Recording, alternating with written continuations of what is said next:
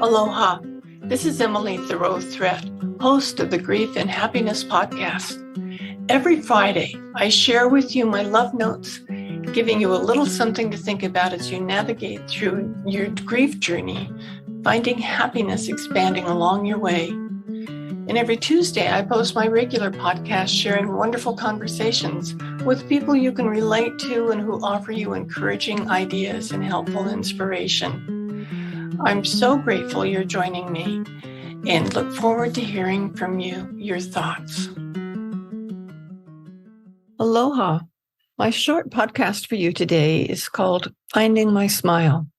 Right when I returned from an inspiring ceramics workshop in Bali, Jacques' cousins came to visit me for a week to celebrate Natalie's big birthday. During these weeks, I took lots of pictures, and as I was looking through them this morning, I was kind of surprised at all my smiles and pictures of me, which caused me to reflect.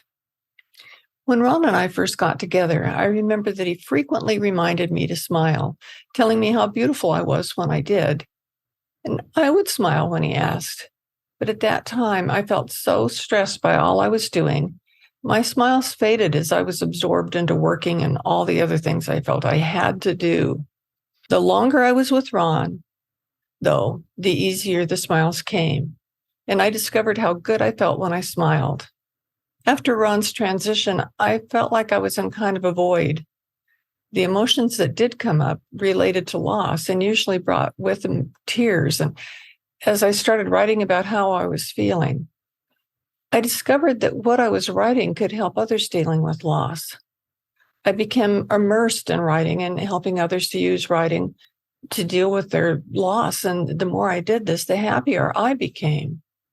I now host regular Grief and Happiness Alliance workshops every Sunday. And this has brought many new friends. And without thinking about it, my smiles have gradually returned. Then I went to Bali and enjoyed the visit from my cousins, Tony and Natalie, when I returned. And in Bali, I actually felt the smiles often. And when I spent time with my cousins, I not only smiled, but I found myself laughing. Those frequent laughs and giggles felt so good, like my heart was breaking open, ready to allow more love and more joy as I shared more love and joy with others. After loss, becoming isolated is more common than not. And smiling is a social reaction. If you aren't all ready to go out and experience joy with others, try watching funny movies or YouTube videos that make you smile and laugh. The more you practice, the easier it becomes to smile. Then try inviting someone to do something with you just for fun. I just went to the Maui Aquarium when my cousins came. The aquarium has been there all along, but I finally decided to experience it. And it was so much fun, especially since I had such good company. However you feel right now, you can feel better. You can always have more joy and more laughter in your life. The key is to make that a priority. You'll be so glad you did. Do you want more comfort, support, and happiness?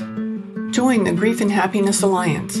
Visit my website at lovingandlivingyourwaythroughgrief.com and read my book, Loving and Living Your Way Through Grief. Be sure to subscribe to our podcast, rate it, review it, and binge on all our episodes on grief and happiness. I can't wait to welcome you back to another episode.